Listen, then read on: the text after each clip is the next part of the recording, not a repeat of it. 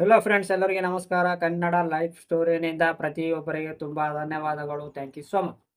ಈ ಸ್ಟೋರಿ ಏನು ಅಂತಂದರೆ, ನಿನ್ನ ಲೈಫ್ನಲ್ಲಿ ನೀನು ಅನ್ಕೊಂಡಿದ್ದ ಗೋಲ್ನ ರೀಚ್ ಆಗ್ತಾ ಹೋದಂಗೆ, ನೀನು ಸಕ್ಸಸ್ ಪಡಿತಾ ಹೋದಾಗೆ, ಸ್ವಲ್ಪ ಬೆಳೀತಾ ಬೆಳೀತಾ ಹೋದಂಗೆ ನಿನ್ನ ಸಮಸ್ಯೆಗಳನ್ನು ಜಾಸ್ತಿನೇ ಆಗಿಬಿಡುತ್ತವೆ. ಈ ಸ್ಟೋರಿ ಬಗ್ಗೆ ಮಾತಾಡೋಣ. ಸೊ ನಿನ್ನ ಲೈಫ್ನಲ್ಲಿ ನೀನು ಏನಾದರೂ ಅನ್ಕೊಂಡಿದ್ಯಾ, ನೀನು ಏನಾದರೂ ಕೆಲಸ ಮಾಡಿದ್ಯಾ, ಇಲ್ಲ ನೀನು ಏನಾದರೂ ಬಿಸ್ನೆಸ್ನಲ್ಲಿ ಸ್ವಲ್ಪ ನೀನು ಡೆವಲಪ್ ಆಗ್ತಾ ಇದೆಯಾ, ಬೆಳೀತಾ ಇದೆಯಾ ಅಂದ ಕೆಲವೊಬ್ಬರು ನಿನ್ನನ್ನು ನೋಡೋಕ್ಕೆ ಆಗೋದಿಲ್ಲ. ಕೆಲವೊಬ್ಬರು ನೀನು ಬೆಳೀತಾ ಇದ್ದರೆ, ಕೆಲವೊಬ್ಬ ನೆಗೆಟಿವ್ ಪೀಪಲ್ಗಳನ್ನು ಹೇಗಾದರೂ ಸರಿ ಅವ್ರ ಮೇಲೆ ಬೆಳಿಬಾರ್ದು ಅಂತ ಇಂಡೈರೆಕ್ಟ್ ಆಗಿ ಮಾಡುತ್ತಾರೆ. ಇದರಲ್ಲಿ ಜಗಳ ತೆಕ್ಕೋತಾರೆ, ನಿನ್ನನ್ನು ಕೆಳಗಡೆ ಆಗಬೇಕಂತ. ಸೊ ಅದಕ್ಕೆ ಸ್ವಲ್ಪ ನೀವು ಲಿಮಿಟಲ್ಲಿ ಇಟ್ಕೋಬೇಕು. ಒಂದು ಎಕ್ಸಾಂಪಲ್ ಸ್ಟೋರಿ ಹೇಳ್ತೀನಿ ನಿಮಗೆ. ಒಬ್ಬ ಹುಡುಗ ಸ್ವಲ್ಪ ಎಷ್ಟೋ ಕಷ್ಟಪಟ್ಟು ಎಷ್ಟೋ ಒಂದು ಕೆಲಸ ಮಾಡಿ ಸಣ್ಣ ಮೇಲೆ ಮೇಲೆಗೆ ವರ್ಷಿಗೆ ಒಂದೊಂದು ಬಿಸ್ನೆಸ್ ಮಾಡ್ಕೊತ ಹೋದಾಗ ಸ್ವಲ್ಪ ಸಕ್ಸಸ್ ಬರ್ತಾ ಇರುತ್ತೆ. ಅವ್ನು ಕಷ್ಟಪಟ್ಟು ಮೇಲೆ ಬರ್ತಾ ಇದ್ದಾಗ ಕೆಲವೊಬ್ಬ ಜನಗಳನ್ನು ಏನು ಮಾಡುತ್ತಾರೆ, ಅವ್ರು ಕೇಳಿದ್ದನ್ನು ಈ ಹುಡುಗ ಮಾಡಿರ್ಲಕ್ಕಿಲ್ಲ. ಕೆಲವೊಂದು ಮಾತುಗಳನ್ನು ದುಡ್ಡು ಕೇಳಿದ್ರೆ ಕೊಡಲಾರದು, ಇಲ್ಲ ಅವ್ರ ಮಾತುಗಳನ್ನು ಕೆಲವೊಂದು ರಿಜೆಕ್ಟ್ ಮಾಡಿದಾಗ ಅವ್ರು ನಿನ್ನನ್ನು ಆ ಹುಡುಗನ ಮೇಲೆ ಸ್ವಲ್ಪ ಕೋಪ ಮಾಡ್ಕೋತಾರೆ, ಸ್ವಲ್ಪ ಜಗಳ ಆಗೋ ಥರ ಇರುತ್ತಾರೆ. ಸೊ ಅವನ ನೆಗೆಟಿವ್ ಅಂತ ತಿಳ್ಕೊತಾರೆ. ಕೆಲವೊಬ್ಬರು ಆ ಥರ ಇರುತ್ತಾರೆ. ಯಾವಾಗ ಅವ್ರ ಮಾತಿಗೆ ರಿಜೆಕ್ಟ್ ಮಾಡಿದ್ದೀರಾ ಅವಾಗ ಎನಿಮಿ ಆಗಿಬಿಡುತ್ತಾರೆ ಅವರು. ಸೊ ಒಬ್ಬ ಹುಡುಗ ಮೇಲೆ ಬೆಳೀತಾ ಇದ್ದಾರಂಗೆ ಸಮಸ್ಯೆಗಳನ್ನು ಬೆಳೀತಾ ಇದ್ದಾವೆ. ಸೊ ಕೆಲವೊಬ್ರು ಏನಾಗುತ್ತೀರ ಅಂತಂದ್ರೆ, ಎಲ್ಲರೂ ಒಂದೇ ರೀತಿ ಥಿಂಕ್ ಮಾಡೋದಿಲ್ಲ, ಎಲ್ಲರೂ ಒಂದೇ ರೀತಿ ಇರೋದಿಲ್ಲ. ಕೆಲವೊಬ್ರು ಬೆಳಿಬೇಕು ಅಂತ ಅನ್ಕೋತಾರೆ, ಕೆಲವೊಬ್ರು ಬೆಳಿಬಾರ್ದು ಅನ್ಕೋತಾರೆ. ಕೆಲವೊಬ್ರು ಡೈರೆಕ್ಟ್ ಆಗಿ ಮಾತಾಡಕ್ಕೆ ಆಗಿಲ್ಲ ಅಂದ್ರೆ ಇಂಡೈರೆಕ್ಟ್ ಆಗಿ ಅವರಿಗೆ ಮಾತಾಡೋ ತರ ಮಾಡಿಸ್ತಾರೆ. ಮುಂದಕ್ಕೆ ಹೋಗ್ಬಿಡಲ್ದಂಗೆ ಹಿಂದ್ಗಡೆ ಇಡುತ್ತಾರೆ ಕೆಲವೊಬ್ರು.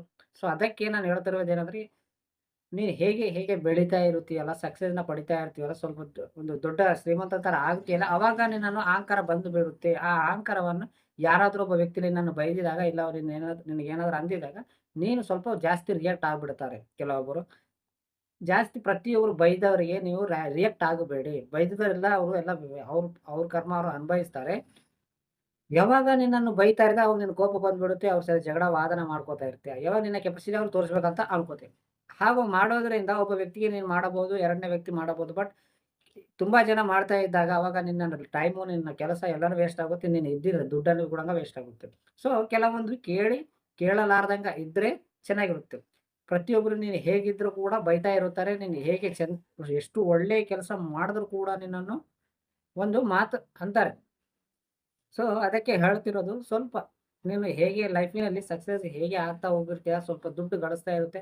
ಆ ಟೈಮ್‌ನಲ್ಲಿ ಕೆಲವೊಬ್ರು ಒಳ್ಳೆಯದಾಗಿರುತ್ತಾರೆ, ಕೆಲವೊಬ್ರು ಕೆಟ್ಟದಾಗಿರುತ್ತಾರೆ, ಕೆಲವೊಬ್ರು ಬೆಳಿಬೇಕು ಅನ್ಕೋತಾರೆ, ಕೆಲವೊಬ್ಬರು ಬೆಳಿಬಾರದು ಅನ್ಕೋತಾರೆ, ಕೆಲವೊಬ್ರು ಡೈರೆಕ್ಟಾಗಿ ಮಾತಾಡಕ್ಕೆ ಆಗಲ್ಲ. ಸೊ ಇಂಡೈರೆಕ್ಟ್ ಆಗಿ ಏನಾದರೂ ನಿನ್ನ ಸ್ವಲ್ಪ ನೀನು ತಪ್ಪು ಮಾಡಿದರೆ ಸಪೋರ್ಟ್ ಆಗಿ ಬರುತ್ತಾರೆ ನೆಗೆಟಿವ್ ಪೀಪಲ್ ಸೈಡಿಂದ.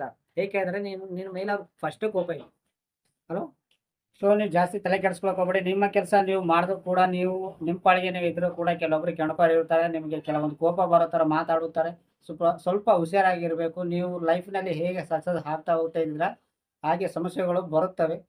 ಸೊ ಎಲ್ಲಾನು ಕಂಟ್ರೋಲ್ ಮಾಡಿಕೊಂಡು, ಇವತ್ತಿಲ್ಲ ನಾಳೆ, ಇವತ್ತಿದ್ದ ಟೈಮು ನಾಳೆ ಇರುವುದಿಲ್ಲ ಅಂತ ನೀವು ತಿಳ್ಕೊಂಡು, ಯಾರೇ ಏನೇ ಅಂದ್ರು ಕೆಲವೊಂದು ಮಾತುಗಳನ್ನು ಕೇಳಲಾರ್ದಂಗಿದ್ರೆ ನೀವು ಸಕ್ಸಸ್‌ನಲ್ಲಿ ಮುಂದೆ ಇನ್ನೂ ಜಾಸ್ತಿ ಬೆಳಿತೀರಾ. ಎಲ್ಲದಕ್ಕ ನಿಮ್ಮ ಕೆಪಾಸಿಟಿ, ಎಲ್ಲದಕ್ಕ ನಿನ್ನನ್ನು ನೋಡಿ ಭಯ ಪಡಬೇಕು ಅಂತ ನಿಮ್ಮನ್ನು ಕೀಳಾಗಿ ಮಾತಾಡಿದವ್ರನ್ನ, ನಿಮ್ಮನ್ನು ಬೈದಿದ್ದವ್ರನ್ನ, ಇಂಡೈರೆಕ್ಟ್ ಆಗಿ ಬೈದವ್ರನ್ನ, ಪ್ರತಿಯೊಬ್ಬರಿಗೆ ನೀವು ಅವಾಗ ಆನ್ಸರ್ ಕೊಡ್ತಾ ಹೋದಾಗ ನಿಮ್ಮ ಲೈಫ್‌ನಲ್ಲಿ ಡಿಸ್ಟರ್ಬ್ ಆಗುತ್ತೆ. ಅದಕ್ಕೆ ಹೇಳ್ತಿರೋದು, ಯಾರೇ ಏನೇ ಆಗಲಿ ಸ್ವಲ್ಪ ಕೇಳಲಾರ್ದಂಗ ನೀವು ನಿಮ್ಮ ಕೆಲಸ ನೀವು ಮಾಡ್ತಾ ಹೋದಾಗ ನಿಮ್ಮ ಸಕ್ಸಸ್ ಎಲ್ಲಿಗೆ ಹೋಗೋದಿಲ್ಲ. ನೀವು ಹೇಗೆ ಬೆಳೀತಾ ಇರುತ್ತೀರಿ ನೋಡಿ, ಆ ಥರ ನಿಮ್ಮ ಸಮಸ್ಯೆಗಳನ್ನು ಕೂಡ ಬೆಳೀತವೆ.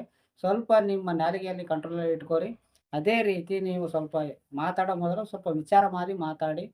ಅಹಂಕಾರ ಬರುತ್ತದೆ. ಆ ಅಹಂಕಾರವನ್ನೇ ನಿಮ್ಮನ್ನು ಕೆಳಗಡೆ ಹಾಕೋಕ್ಕೆ ಪ್ರಯತ್ನ ಮಾಡುತ್ತದೆ. ಯಾರಿಗೂ ಕೂಡ ನಿನ್ನ ಹತ್ರ ನೀವು ಬೆಳೀತಾ ಇರೋ ಟೈಮಿನಲ್ಲಿ ಅಹಂಕಾರವನ್ನು ಸ್ವಲ್ಪ ಕಡಿಮೆ ಮಾಡ್ಕೋರಿ. ಅಹಂಕಾರ ಬಂದರೂ ಕೂಡ ಕೆಲವರು ಒಳ್ಳೆ ರೀತಿಯಲ್ಲಿ ಮಾತಾಡಿ.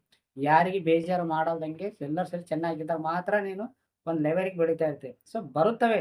ಇಂಥ ಕೋಟೇಶ್ವರಗ ಇಂಥ ಶ್ರೀಮಂತ ಇದ್ರೂ ಕೂಡ ಕಷ್ಟಗಳನ್ನ ಬರುತ್ತವೆ. ಕೆಲವೊಬ್ಬರು ನಿನ್ನ ಪಾಡಿಗೆ ನೀನು ಇದ್ರೂ ಕೂಡ ಕೆಲವೊಬ್ಬರು ನಿನ್ನನ್ನು ತಪ್ಪುಗಳನ್ನು ಹುಡುಕುತ್ತಾರೆ. ಸ್ವಲ್ಪ ತಪ್ಪಿನಲ್ಲಿ ಸಿಕ್ಕಿದ್ರು ಕೂಡ ಅದನ್ನೇ ತೆಗೆಯೋರು ಬಹಳ ಜನ ಇರ್ತಾರೆ. ನೀನು ನಿಯತ್ತಾಗಿದ್ರು ಕೂಡ ಒಂದು ತಪ್ಪೇ. ಸೊ ಜಾಸ್ತಿ ಒಳ್ಳೇದಿರಬೇಡ್ರಿ, ಜಾಸ್ತಿ ಕೆಟ್ಟದ್ದಿರಬಾರ್ದು ಅಷ್ಟೇ.